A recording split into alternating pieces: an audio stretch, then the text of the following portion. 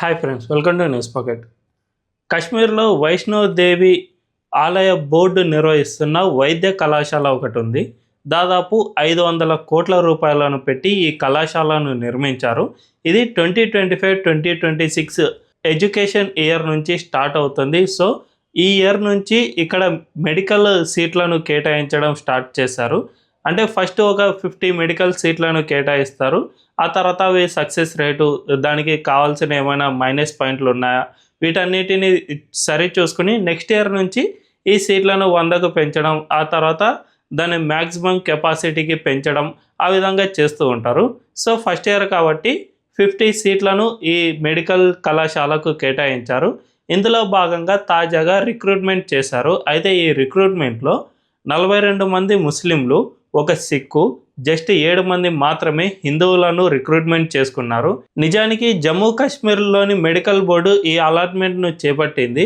ఈ అలాట్మెంట్లో భాగంగా అక్కడున్న రిజర్వేషన్ ప్రక్రియ భాగంగా ఈ అలాట్మెంట్ చేస్తూ వచ్చారు. సో ఇందులో భాగంగానే 42 మంది ముస్లింలు, జస్ట్ 7 మంది మాత్రమే హిందువులు. కానీ ఆ మెడికల్ కాలేజ్ను కట్టిన వారు మొత్తంగా మన హిందువులు మాతా వైష్ణోదేవి ఆలయానికి డబ్బులు ఇస్తాం కదా, ఆ హుండీ ఆదాయంతో కట్టించిన మెడికల్ కాలేజ్ అది. దాదాపు 500 కోట్ల రూపాయలు వెచ్చించి మరీ కట్టించారు. సో ఇంత వెచ్చించి కట్టించిన కాలేజీలో మొత్తం ముస్లింలే చదువుకుంటూ ఉంటే అక్కడి వారికి ఎలా ఉంటుంది? సరిగ్గా అదే వివాదమే ఇప్పుడు రేకెత్తిస్తున్నారు.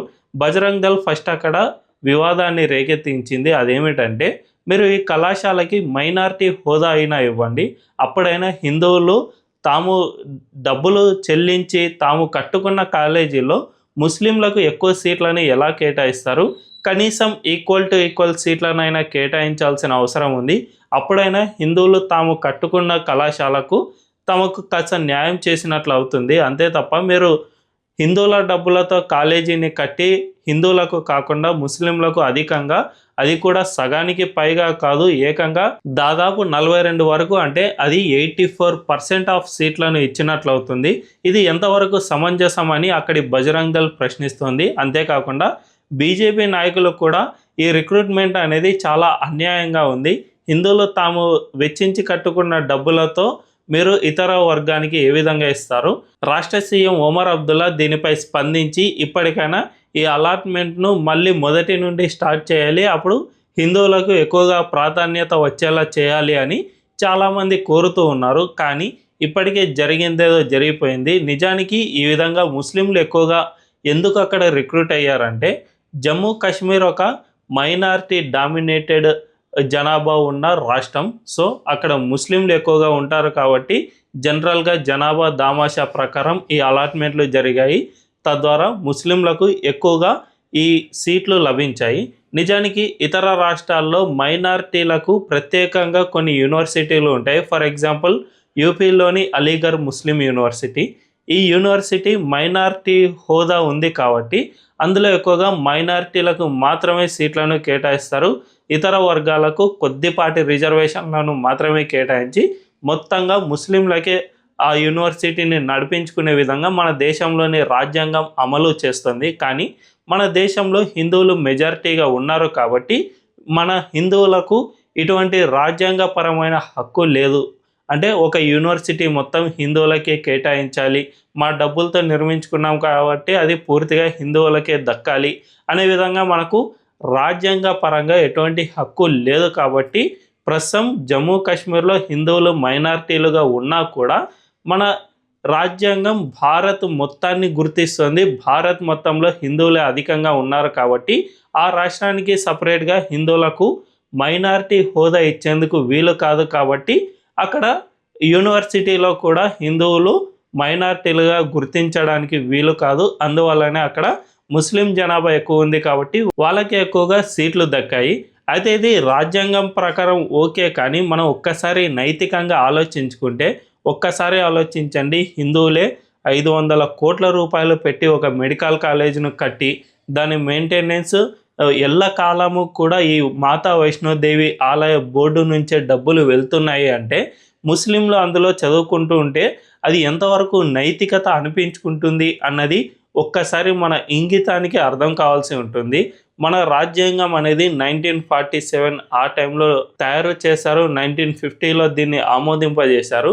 అయితే మారుతున్న కాలానికి తగ్గట్టు ప్రతి ఒక్కటి మారుతూ రావాలి.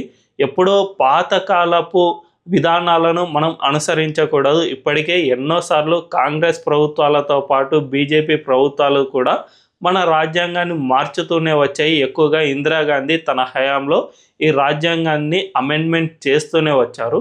సో ఇప్పటి కాలానికి తగ్గట్టు అంటే ఇలాంటి ఇబ్బందులు కాలక్రమేణా తలెత్తుతూ వస్తూ ఉంటాయి కాబట్టి వీటికి అనుగుణంగా మన రాజ్యాంగాన్ని మార్చాల్సిన పరిస్థితి ఉంటుంది. ఒక్కసారి కేంద్ర ప్రభుత్వం కానీ లేదంటే జమ్మూ కాశ్మీర్లోని రాష్ట్ర ప్రభుత్వం కానీ దీనిపై ఆలోచించాల్సిన అవసరం ఎంతైనా ఉంది. ఈ విధంగా కనుక మార్పు తీసుకురాకపోతే ఖచ్చితంగా భవిష్యత్తులో మరే ఇతర దేవాలయమైన జమ్మూ కాశ్మీర్ లాంటి మైనారిటీలుగా హిందువులు ఉన్న రాష్ట్రాల్లో ఇలాంటి కళాశాలలు కట్టడానికి ముందుకు వస్తాయా అన్నది సందేహంగా మారుతుంది. అప్పుడే హిందూ సంఘాలు అడ్డు చెబుతాయి. అక్కడ ఎక్కువగా ముస్లిం వర్గాలు ఆ కళాశాలల్లో చదువుకుంటున్నాయి కాబట్టి ఆ ప్రాంతాల్లో మీరు ఇట్లాంటి ఎటువంటి కళాశాలలు కట్టవద్దు అని అడ్డు చెప్పే అవకాశం ఉంటుంది. అది ఇంకా ప్రమాదకరంగా మారే పరిస్థితికి దారితీస్తుంది. నిజానికి మన దేశంలో ముస్లింలు కూడా భారతీయులే. వాళ్ళను ఎట్టి పరిస్థితుల్లోనూ మనం కాదనకూడదు. ఎందుకంటే వీళ్ళు మొఘలుల దండయాత్ర కాలంలో అప్పటి పరిస్థితులను తట్టుకోలేక మాత్రమే మతం మారిన వారు చాలామంది ఉన్నారు. కాబట్టి వాళ్ళను కూడా హిందూ దేవాలయాల నిధులతో కట్టించిన కళాశాలలో చదువుకోవడానికి అనుమతించాలి. కానీ అది ఎంతవరకు అంటే వాళ్ళ జనాభా దామాషా ప్రకారం అనుమతిస్తే బాగుంటుంది. కానీ ఈ విధంగా ఏకంగా హిందువులే చాలా తక్కువగా, ఏకంగా ముస్లిం జనాభానే 84% వరకు వాళ్ళకు సీట్లను కేటాయిస్తే ఇది భవిష్యత్తులో ఖచ్చితంగా అనేక దుష్పరిణామాలకు దారితీసే అవకాశం ఉంటుంది. కాబట్టి ఇప్పటికైనా కేంద్ర రాష్ట్ర ప్రభుత్వాలు ఇలాంటి విషయాలపై ఖచ్చితంగా ఆలోచన చేయాల్సి ఉంటుంది. అండ్ ఇలాంటి జనాభా దామాషాను ఏ విధంగా మనం డివైడ్ చేయాలి, కాశ్మీర్ లాంటి మైనారిటీలుగా ఉన్న రాష్ట్రాల్లో ఇలాంటి పరిస్థితి వస్తే ఏ విధంగా మనం ముందుకు వెళ్ళాలి.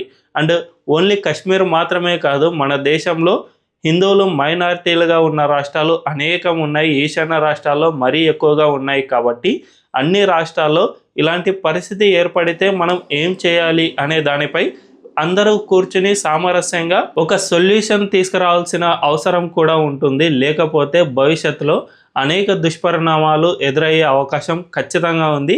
ఇది ఇప్పుడే స్టార్టింగ్ మాత్రమే అని చెప్పుకోవచ్చు.